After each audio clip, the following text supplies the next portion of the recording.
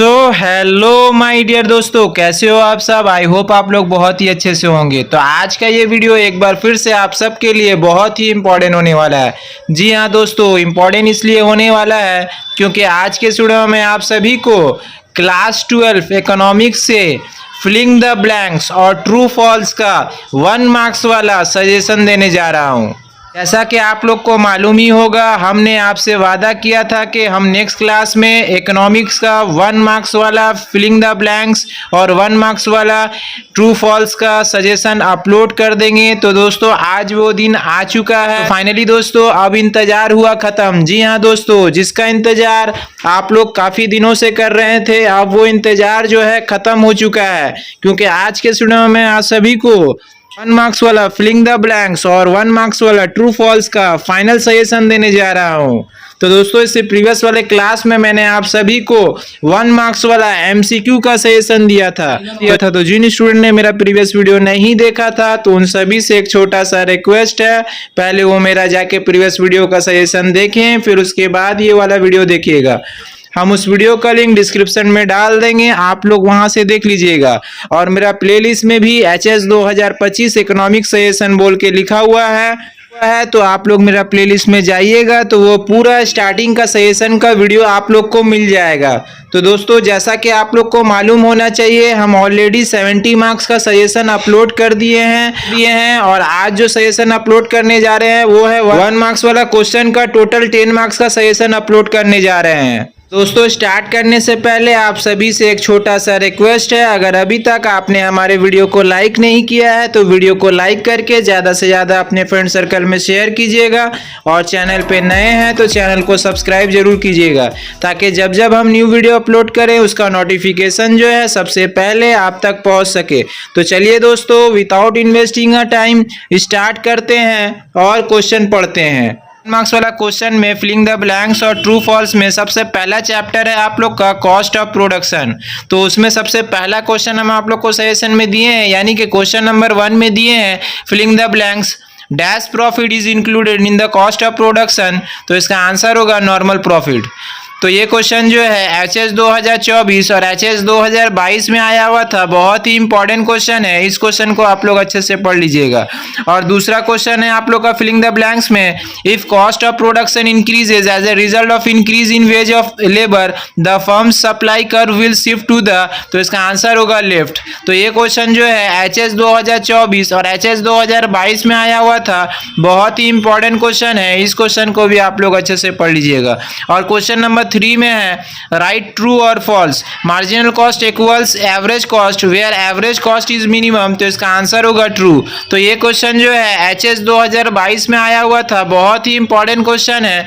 इस क्वेश्चन को भी आप लोग अच्छे से पढ़ लीजिएगा। और क्वेश्चन नंबर 4 में है राइट ट्रू और false the total fix cost curve is parallel to the output axis. तो इसका आंसर होगा ट्रू। तो ये क्वेश्चन जो है HS 2022 में आया हुआ था, बहुत ही इंपॉर्टेंट क्वेश्चन है। इस क्वेश्चन को भी आप लोग अच्छे से पढ़ लीजिएगा। तो ये cost of production chapter complete हो गया। अब आप लोग का जो नेक्स्ट चैप्टर है वो है सप्लाई। तो इसमें क्वेश्चन नंबर 5 में हम आप लोग को सेशन में दिए हैं In the cost determined pricing theory, the supply curve of the industry is dash in the long run. Number 6 में आप लोग को सेशन में दिए हैं if prices of factors of production rise the supply curve of the commodity shift to the dash। तो इसका answer होगा लेफ्ट। तो ये क्वेश्चन जो है HS 2022 और HS 2017 में आया हुआ था, बहुत ही इंपॉर्टेंट क्वेश्चन है। इनको आप लोग अच्छे से पढ़ लीजिए। और क्वेश्चन नंबर 7 में है if production of agricultural crop in a season increases due to favorable weather the supply of agricultural product curve will shift to the right और डाउनवर्ड्स। तो इसका आंसर होगा फॉल्स। तो ये क्वेश्चन जो है HS 2019 में आया हुआ था, बहुत ही इंपॉर्टेंट क्वेश्चन है। इस क्वेश्चन को भी आप लोग अच्छे से पढ़ लीजिए। और क्वेश्चन नंबर 8 में है if there are losses of crops due to drought the supply curve of an agricultural product will be downward sloping. तो इसका आंसर होगा फॉल्स। तो ये क्वेश्चन जो है HS 2018 में आया हुआ था, बहुत ही इंपॉर्टेंट क्वेश्चन है। इस क्वेश्चन को भी आप लोग अच्छे से पढ़िए। और क्वेश्चन नंबर 9 में है है if percentage change in quantity supplied is less than the percentage change in price, the price elasticity of supply is dash than unity, तो इसका आंसर होगा लेस। तो ये क्वेश्चन जो है HS 2017 में आया हुआ था, बहुत ही इंपॉर्टेंट क्वेश्चन है, इस क्वेश्चन को भी आप लोग अच्छे से पढ़ लीजिए। और क्वेश्चन नंबर 10 में है a perishable goods has a very low price elasticity of supply, तो इसका आंसर होगा ट्रू। तो ये क्वेश्चन जो है HS 2016 में आया हुआ था, बहुत ही इंपॉर्टेंट क्वेश्चन है, इस क्वेश्चन को भी आप लोग अच्छे से पढ़ लीजिए। और क्वेश्चन नंबर 11 में है the supply curve will B horizontal if the supply is perfectly inelastic, तो इसका आंसर होगा फॉल्स। तो ये क्वेश्चन जो है HS 2016 में आया हुआ था, बहुत ही इंपॉर्टेंट क्वेश्चन है, इस क्वेश्चन को भी आप लोग अच्छे से पढ़ लीजिए। और क्वेश्चन नंबर 12 में है if supply is perfectly inelastic the supply curve will be dash, तो इसका आंसर होगा वर्टिकल स्ट्रेट लाइन। तो ये भी क्वेश्चन जो है बहुत ही इंपॉर्टेंट क्वेश्चन है, HS 2015 में आया हुआ था, इस क्वेश्चन को भी आप लोग अच्छे से पढ़ लीजिएगा। और क्वेश्चन नंबर 13 में है if prices of factors of production dash the supply curve shift to the right, तो इसका आंसर होगा फॉल्स। तो ये क्वेश्चन जो है HS 2015 में आया हुआ था, बहुत ही इंपॉर्टेंट क्वेश्चन है, इस क्वेश्चन को भी आप लोग अच्छे से पढ़िए। और क्वेश्चन नंबर 14 में है the perfectly elastic supply curve is parallel to the horizontal axis, तो इसका आंसर होगा ट्रू। और क्वेश्चन नंबर 15 में है movement from one supply curve to another at the same price is called change in dash, तो इसका answer होगा supply. और क्वेश्चन नंबर 16 में है when we move from one point to another on the same supply curve it is known as change in dash, तो इसका answer होगा quantity supply change। और क्वेश्चन नंबर 17 में the elasticity of supply is more for perishable item, तो इसका answer होगा false। और question number 18 में if the percentage change in supply is less than the percentage change in price then the value of elasticity of supply will be, तो इसका answer होगा less than 1। और question number 19 में perfectly dash supply curve will be a vertical straight line, तो इसका answer होगा inelastic। और question number 20 में elasticity of supply of perishable goods will be dash, तो इसका आंसर होगा inelastic। और क्वेश्चन नंबर 21 में है if the price of factor of production increase the supply curve will shift dash, तो इसका आंसर होगा leftwards। और क्वेश्चन नंबर 22 में है supply curve does not exist in dash market, तो इसका आंसर होगा monopoly। और क्वेश्चन नंबर 23 में है completely inelastic supply curve will B horizontal, तो इसका आंसर होगा फॉल्स।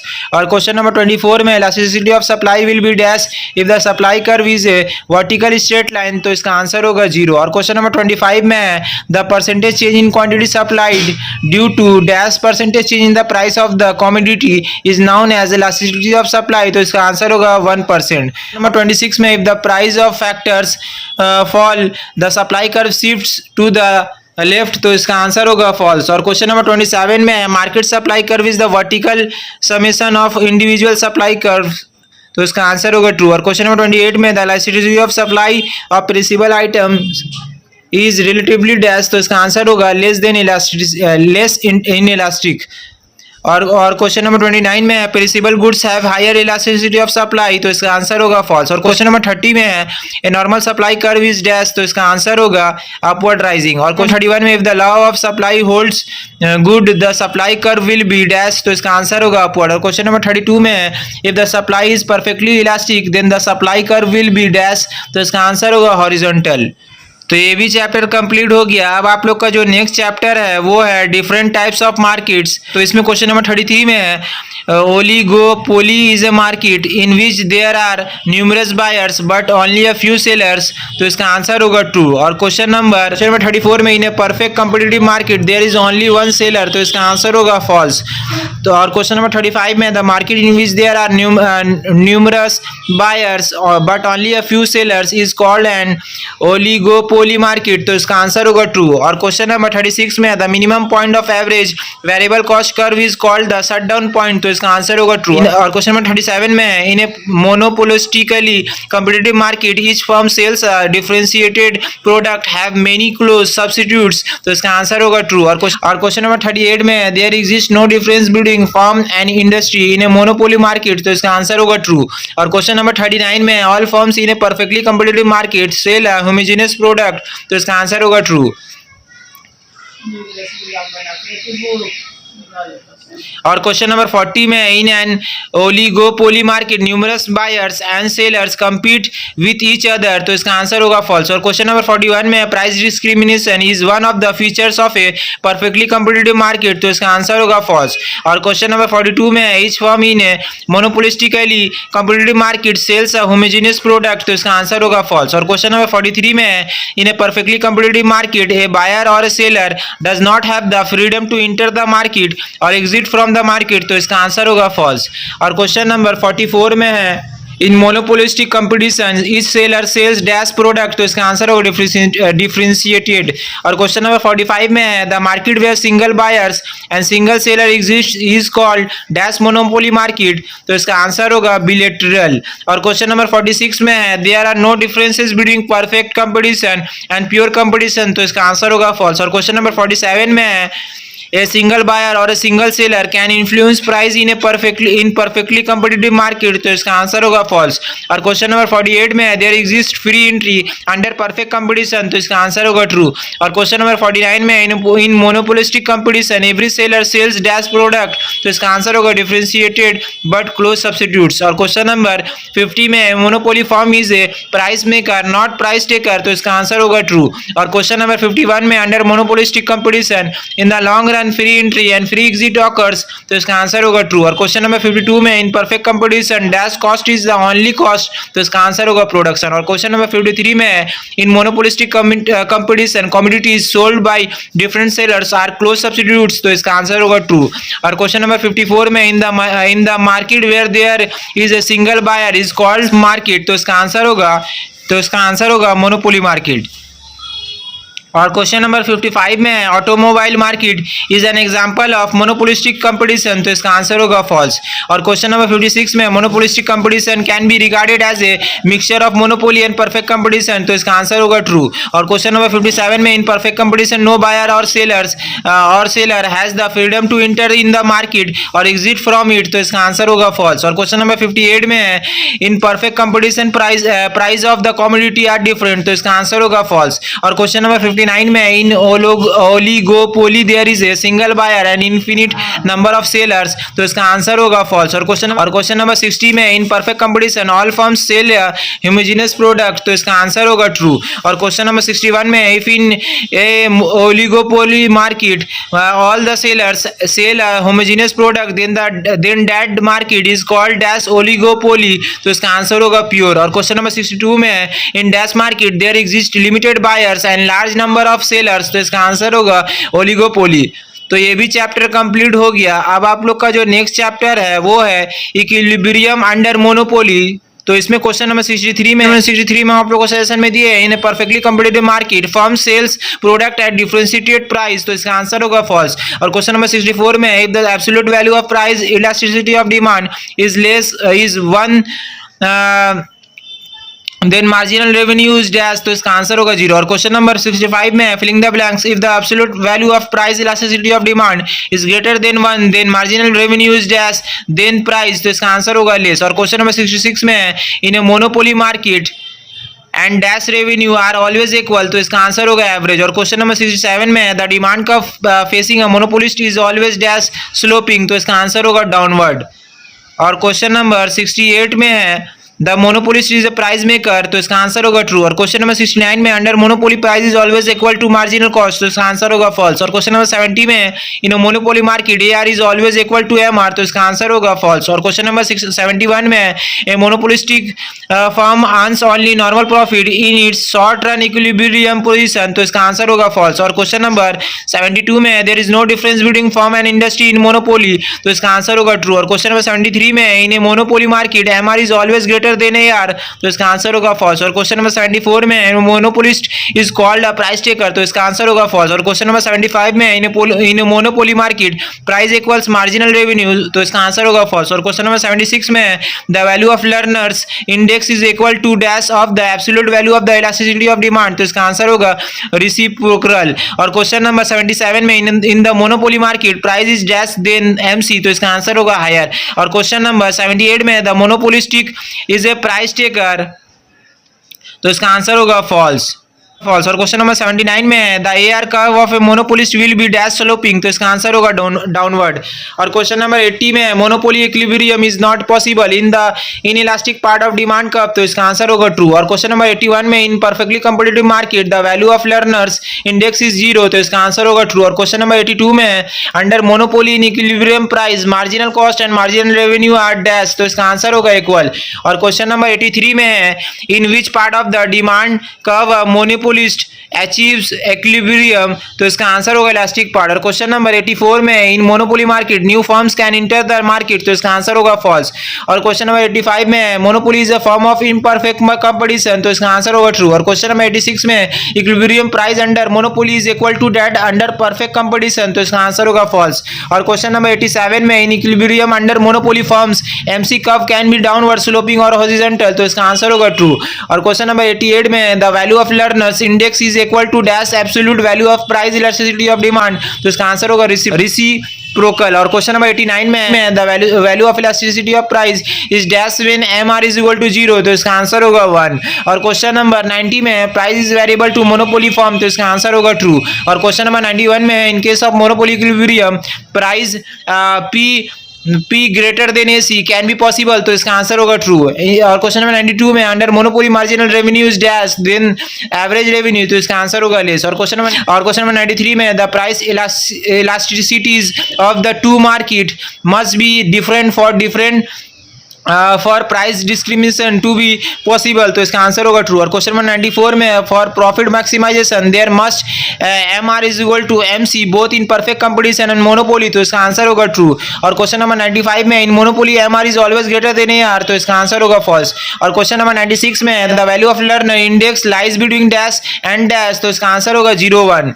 और क्वेश्चन नंबर 97 में in monopoly average revenue is always equal to marginal revenue, तो इसका आंसर होगा फॉल्स। और क्वेश्चन नंबर 98 में there exist no supply curve of a monopoly firm, तो इसका आंसर होगा ट्रू। और क्वेश्चन नंबर 99 में with identical demand and cost functions monopoly price will be higher than perfectly competitive price, तो इसका answer होगा true.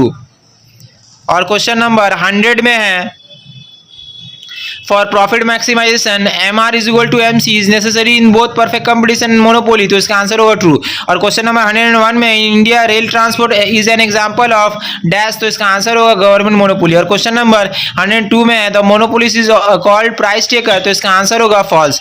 और क्वेश्चन नंबर 103 में in market there is no difference between firm and industry, तो इसका answer होगा monopoly. और question number 104 में in monopoly MR is always dash than AR, तो इसका आंसर होगा लेस। और क्वेश्चन नंबर 105 में monopolist in the short run in equilibrium situation can only earn normal profit, तो इसका आंसर होगा फॉल्स।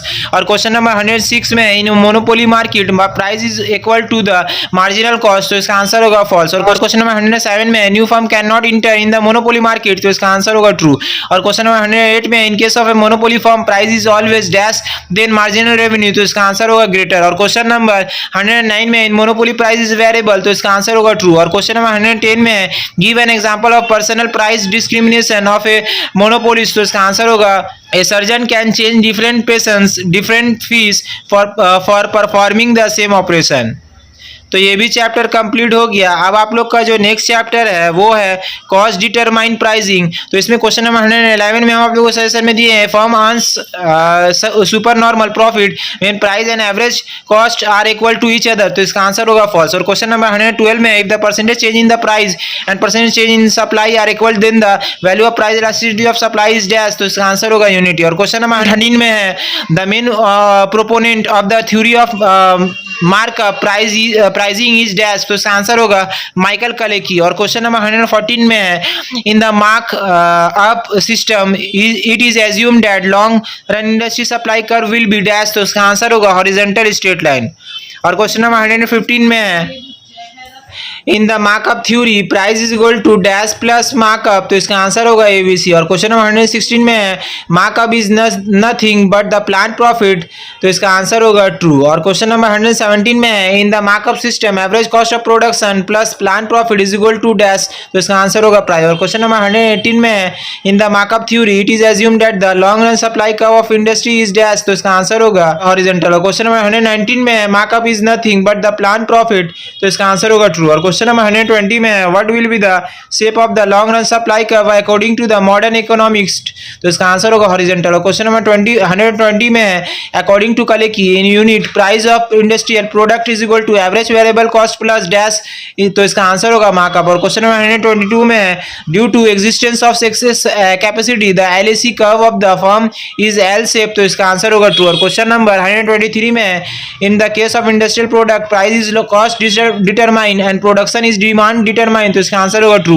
और क्वेश्चन नंबर 124 में normal profit is included in dash cost, तो इसका आंसर होगा प्रोडक्शन। और क्वेश्चन नंबर 125 में according to the markup theory it is assumed that LAC curve of a firm is U shape, तो इसका answer होगा false. और क्वेश्चन नंबर 126 में according to Kalecki unit price of industrial product is equal to dash markup, तो इसका answer होगा ABC. और question number 127 में who is the pioneer of markup theory, तो इसका आंसर होगा one of the pioneer of the markup theory is Michael Kalecki. और question number 128 में if markup rises LAC curve will shift towards dash, तो इसका answer होगा above। और question number 129 में है what is the shape of long run average cost curve of a firm in markup system, तो इसका answer होगा L shaped L shape। और क्वेश्चन नंबर 130 में है in markup system price is equal to average production cost plus dash margin, तो इसका answer होगा profit। और क्वेश्चन नंबर 131 में है in the pricing of industrial products demand has no role to play, तो इसका आंसर होगा false। और क्वेश्चन नंबर 132 में है normal profit is included in the cost of production, तो इसका आंसर होगा ट्रू। और क्वेश्चन नंबर 133 में what is the shape of long run average cost curve according to modern economist, तो इसका आंसर होगा एल शेप्ड। और क्वेश्चन नंबर 134 में in the markup theory it is assumed that the long run supply curve of the industry is upward rising, तो इसका answer होगा false. और question number 135 में APM is equal to P minus dash, तो इसका answer होगा AC. और question number 136 में according to markup theory what determines pricing of industrial products, तो इसका आंसर होगा कॉस्ट डिटरमाइन, तो इसका आंसर होगा कॉस्ट डिटरमाइन। और क्वेश्चन नंबर 137 में है और क्वेश्चन नंबर 137 में due to existence of excess capacity the LAC curve of the firm is L shaped, तो L shaped in the long run, तो इसका आंसर होगा ट्रू। और क्वेश्चन नंबर 138 में in case of industrial products when demand increase in case of industrial products when demand increases access capacity decreases, तो इसका answer होगा true. और question number 139 में in case of industrial products price is cost determine and production is demand determine, तो इसका answer होगा true. और question number 140 में what is the shape of the long run supply curve of industry in markup system, तो इसका answer होगा horizontal. और question number 141 में under markup system price is equal to dash plus markup, तो इसका answer होगा AC. और question number 142 में markup is nothing but the plant profit, तो इसका आंसर होगा ट्रू। और क्वेश्चन नंबर 143 में in markup system average production cost plus plant profit is equal to dash, तो इसका आंसर होगा प्राइस। और क्वेश्चन नंबर 144 में in markup theory it is assumed that the long run industrial supply curve will be dash, तो इसका answer होगा horizontal. और question number 145 में in case of industrial products price is cost determine and production is demand determine, तो इसका answer होगा true. और question number 146 में in case of industrial product the volume of production is determined by dash curve, तो इसका answer होगा demand. और question number 147 में according to the markup theory price of industrial product is determined by dash, तो इसका answer होगा cost. और question number 148 में according to markup theory dash of industrial product is cost products is cost determined, तो इसका answer होगा price. और question number 49 में due to existence of excess capacity the LAC curve of the firm is U shaped, तो इसका answer होगा false. और question number 150 में according to dash per unit price of industrial product is equal to average variable cost plus markup, तो इसका answer होगा Michael क्लर्की। और question number 151 में production of industrial product is cost determine, तो इसका answer होगा false. और क्वेश्चन तो ये भी चैप्टर कंप्लीट हो गया। अब आप लोग का जो नेक्स्ट चैप्टर है वो है मेजर्स ऑफ डिस्पर्सन, तो इसमें क्वेश्चन नंबर 152 में हम लोग को सेशन में दिए हैं the range of a set of observation is not based on values of all observation. और क्वेश्चन नंबर 153 में variance is dash of standard deviation, तो इसका आंसर होगा स्क्वायर। क्वेश्चन नंबर 154 में the maximum value of Lorenz ratio is dash, तो इसका answer होगा 1। और क्वेश्चन नंबर 155 में the minimum point of average variable cost curve is called the shutdown point, तो इसका आंसर होगा ट्रू। और क्वेश्चन नंबर 156 में the Lorenz curve coincides with the egalitarian line when the inequality in income distribution is maximum, तो इसका answer होगा false. और question number 157 में the difference between the maximum and minimum value of A minimum values of a variable is called range, तो इसका answer होगा true. और question number 158 में if 10 is added to each value of a variable its standard deviation will remain unchange, तो इसका answer होगा true. और question number 159 में the minimum value of standard deviation is dash, तो इसका आंसर होगा 0। और क्वेश्चन नंबर 160 में determine the range of the following set of A value, तो इसका आंसर होगा 218। और क्वेश्चन नंबर 161 में if the inequality of income is dash the Lorenz curve in coincides with the line of perfect equality, तो इसका answer होगा 0। और question number 162 में है if each value of a variable is the same, the value of standard deviation will be dash, तो इसका answer होगा 0। और क्वेश्चन नंबर 63 में the value of range of a set of observation can not be negative, तो इसका answer होगा true। और question number 164 में the standard deviation of a set of 20 observation is 10, if 2 is added to each of these observation the new standard deviation will be, तो इसका new standard deviation will be 12, तो इसका answer होगा false। और question number 165 में determine the range of the following values 119, 213, 79, 98, 223, 117, तो इसका answer होगा range is equal to maximum value minus minimum value 223 minus 79, तो इसका आंसर होगा is equal to 144। Question number 166 में if a study on a number of students shows that they are all of the same age what will be the value of standard deviation of their ages, तो इसका answer होगा 0। और question number 167 में है the further way the Lorenz curve is from the line of equality the magnitude of inequality decreases, तो इसका answer होगा false. और क्वेश्चन नंबर 168 में है calculate the range of the following data x 5 15 20 6 14 2 20 minus 2, तो इसका आंसर होगा 20 minus 2 is equal to 18। और क्वेश्चन नंबर 169 में if Lorentz curve coincides with the equilibrium line then income inequality will be dash, तो इसका answer होगा 0। Question number 170 में है what are the upper and lower limits of Lorenz ratio, तो इसका answer होगा 1 and 0। और क्वेश्चन नंबर 171 में है what is measured by standard deviation, तो इसका आंसर होगा डिस्पर्सन। और क्वेश्चन नंबर 172 में है if all the values of a variable are equal then their dispersion will be dash, तो इसका आंसर होगा 0। और क्वेश्चन नंबर 173 में है what is the maximum value of Lorenz ratio, तो इसका आंसर होगा 1। और क्वेश्चन नंबर 174 में है standard deviation depends on the value on the values of all observations, तो इसका आंसर होगा ट्रू। और क्वेश्चन नंबर 175 में the lower the income inequality dash will be the Lorenz ratio, तो इसका आंसर होगा लेस। और क्वेश्चन नंबर 176 में if all the values of a variable are multiplied by 10 then their range will remain the same, तो इसका answer होगा false. और question number 179 और क्वेश्चन नंबर 177 में what is the lowest value of Lorenz ratio, तो इसका answer होगा 0। Question number 178 में range is measure of dash, तो इसका आंसर होगा डिस्पर्सन। और क्वेश्चन नंबर 179 में range depends on all the observations,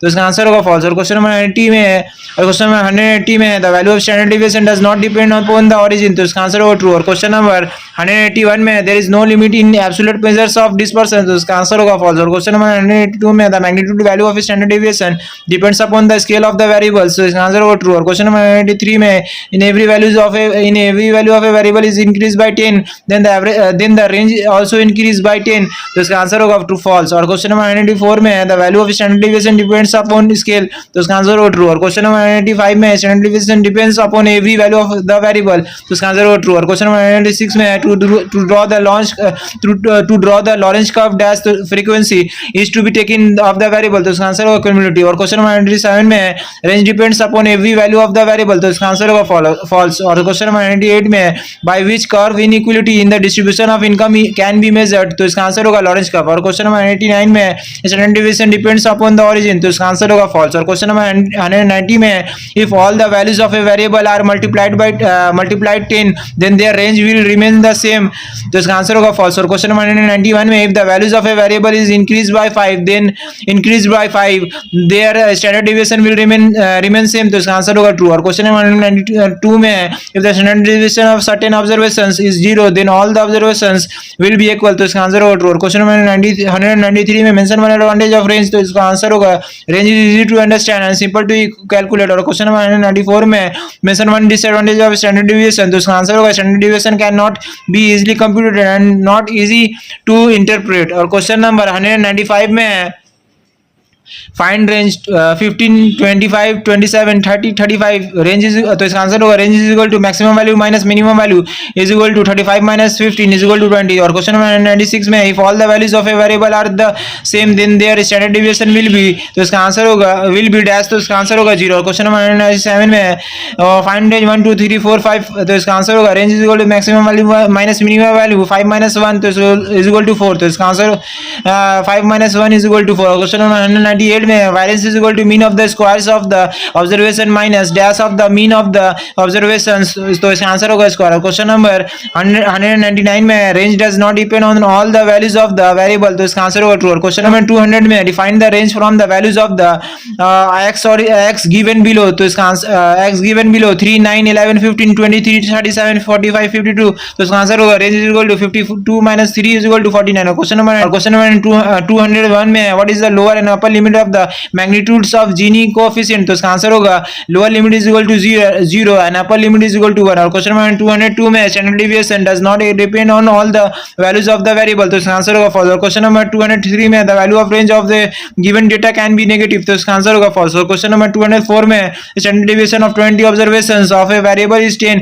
if each observation is increased by 5, the new standard deviation will be 15, तो इसका आंसर होगा फॉल्स। और क्वेश्चन नंबर 205 में if the Lorentz curve coincides with the egalitarian line then income inequality will be dash, तो इसका answer होगा 0। Question number 206 में standard deviation is dash of variance, तो इसका आंसर होगा पॉजिटिव स्क्वायर रूट। और क्वेश्चन नंबर 207 में the value of Gini coefficient और Lorentz ratio lies between dash and dash, तो इसका आंसर होगा 0 1। और क्वेश्चन नंबर 208 में if every value of a variable remains same then standard deviation of the values of the variable will be dash, तो इसका answer होगा 0। और question number 209 में variance is equal to mean of the squares of the observations minus dash of the mean of the observations, तो इसका answer होगा square. और question number 210 में range does not depend on all the observations, तो इसका answer होगा true. और question number 211 में the square of standard deviation is called dash, तो इसका आंसर होगा variance। और क्वेश्चन नंबर 212 में to draw a Lorentz curve a rectangle has to be taken, तो इसका आंसर होगा फॉल्स। और क्वेश्चन नंबर 213 में if all the values of a variable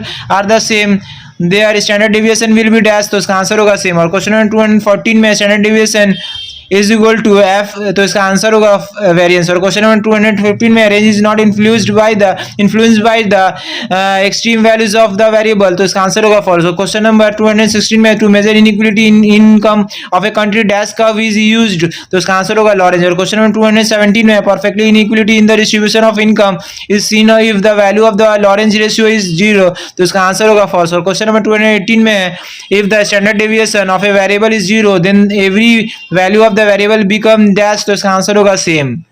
तो ये भी चैप्टर कंप्लीट हो गया। अब आप लोग का जो नेक्स्ट चैप्टर है वो है poverty inequality and unemployment. Question number 219 में हम लोग सेशन में दिए according to Mahalanobis committee one of the reasons for income equality in India is tax evasion, तो इसका आंसर होगा ट्रू। और क्वेश्चन नंबर 220 में है dash unemployment is found only in the agriculture sector, तो इसका answer.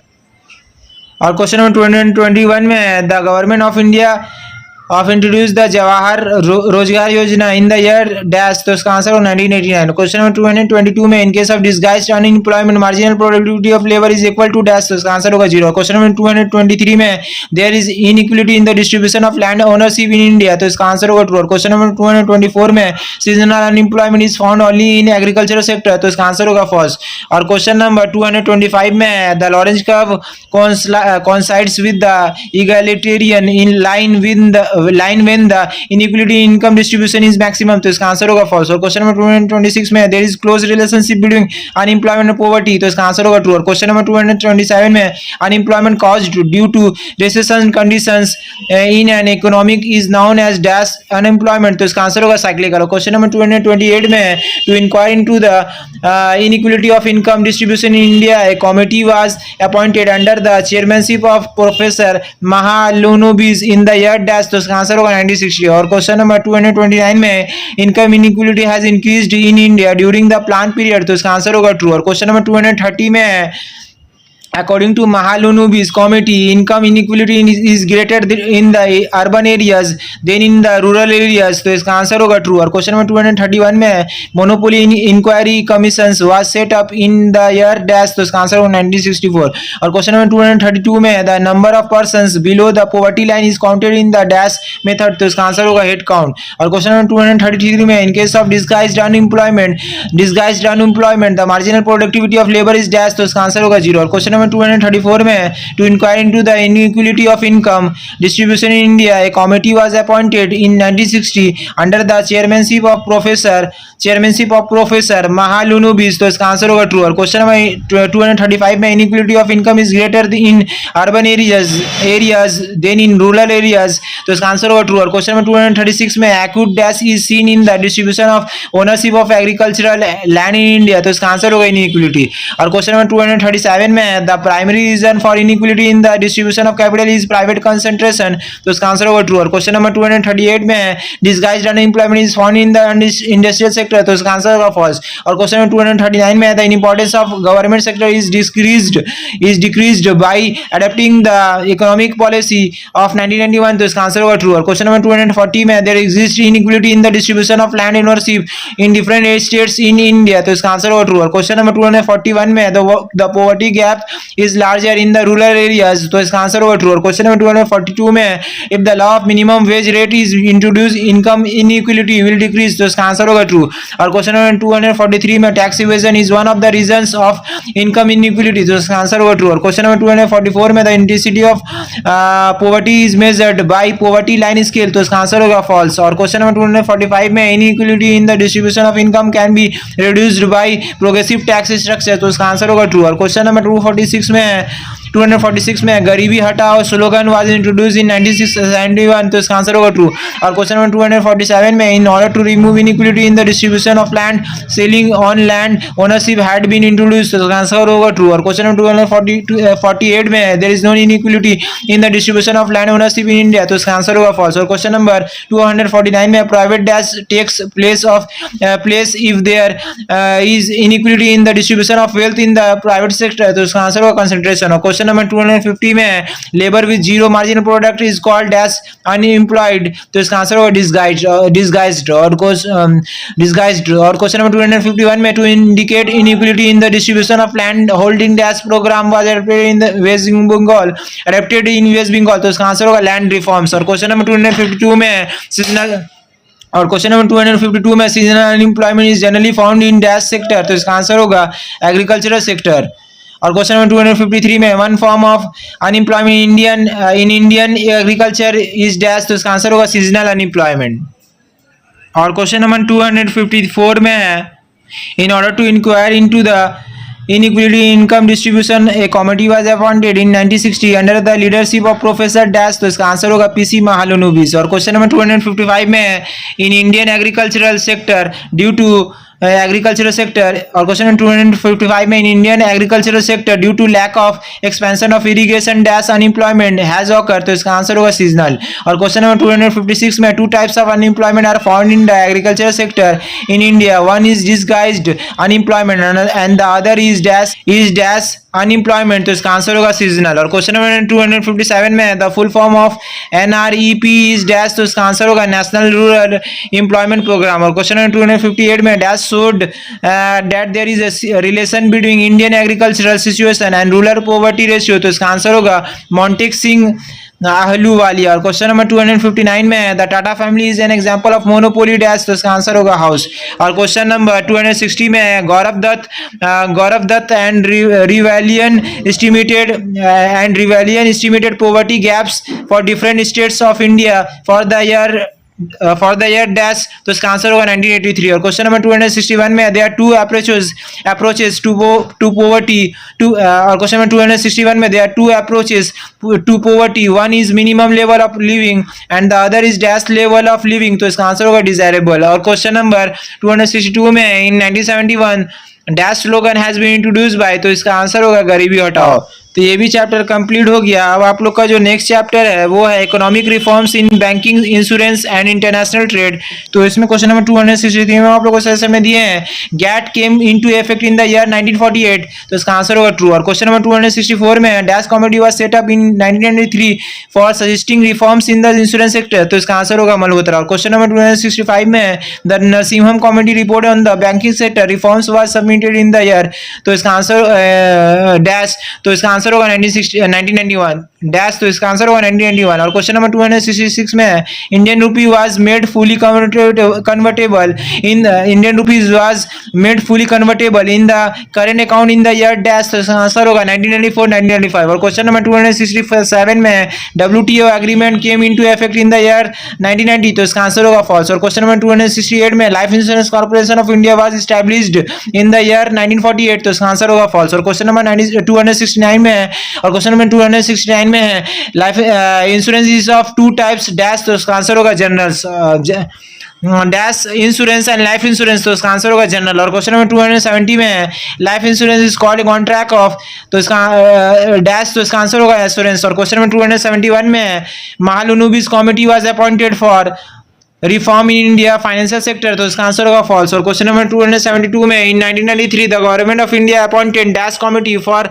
Reforms reform in the insurance sector, तो इसका आंसर होगा मल्होत्रा। और क्वेश्चन नंबर 273 में new India assurance company limited is a private sector insurance company, तो इसका आंसर होगा फॉल्स। और क्वेश्चन नंबर 274 में economic reforms program was first adopted in India in the year 1996, तो इसका आंसर होगा फॉल्स। और क्वेश्चन नंबर 275 में which of the following insurance companies in not in the government sector, तो इसका आंसर होगा टाटा AIG जनरल इंश्योरेंस। और question number 276 में life insurance corporation of India was established in that, तो इसका आंसर होगा 1956। और क्वेश्चन नंबर 277 में risk can be prevented by insurance, तो इसका आंसर होगा फॉल्स। और क्वेश्चन नंबर 278 में for recommending reforms in the financial sector dash committee was set up, तो इसका आंसर होगा नरसिम्हम। और क्वेश्चन नंबर 279 में life insurance is called contract of indemnity, तो इसका आंसर होगा फॉल्स। और क्वेश्चन नंबर 280 में risk can be avoided with insurance, तो इसका आंसर होगा फॉल्स। और क्वेश्चन नंबर 281 में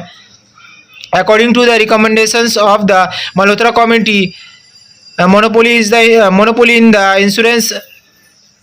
और क्वेश्चन नंबर 281 में according to the recommendations of the Malhotra committee monopoly in the insurance sector has been abolished, तो इसका आंसर होगा ट्रू। और क्वेश्चन नंबर 282 में United India assurance is a private insurance company, तो इसका आंसर होगा फॉल्स। और क्वेश्चन नंबर 283 में SLR has been reduced following the recommendations of the Narasimham committee, तो इसका आंसर होगा ट्रू। और क्वेश्चन नंबर 284 में six banks were nationalized in April 1980, तो इसका आंसर होगा ट्रू। और क्वेश्चन नंबर 285 में established, और क्वेश्चन नंबर 285 में establishment of WTO has been proposed in the 7th round of GATT, तो इसका आंसर होगा फॉल्स। और क्वेश्चन नंबर 286 में state bank of India in the central bank of India, तो इसका आंसर होगा फॉल्स। और क्वेश्चन नंबर 287 में in India two separate banks exist namely central bank and reserve bank, तो इसका आंसर होगा फॉल्स। और क्वेश्चन नंबर 288 में economic reforms program was adopted in India in the year 1995, तो इसका आंसर होगा फॉल्स। और क्वेश्चन नंबर 289 में गैट इज इन एन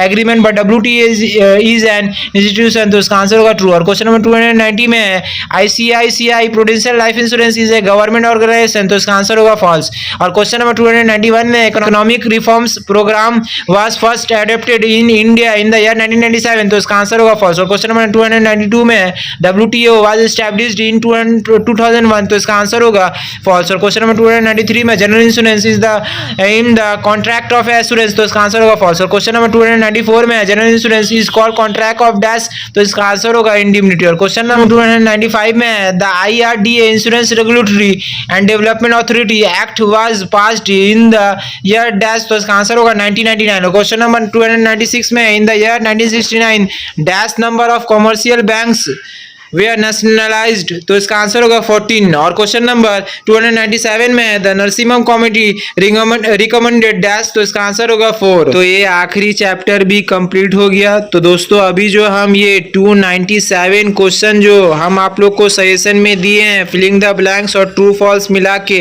ये सब सजेशन अगर आप लोग पूरा अच्छे तरीके से पढ़ लीजिएगा तो इसी से बहुत सारा क्वेश्चन जो है आप लोग का एग्जाम में 100% कॉमन आ जाएगा। तो दोस्तों एक बार फिर से बोल रहे हैं, इस वीडियो को लाइक करके ज़्यादा से ज़्यादा अपने फ्रेंड सर्कल में शेयर कीजिएगा और चैनल पे नए हैं तो चैनल को सब्सक्राइब जरूर कीजिएगा। तो आज के लिए दोस्तों इतना ही, फिर मिलेंगे नेक्स्ट वीडियो के साथ। Thank you so much.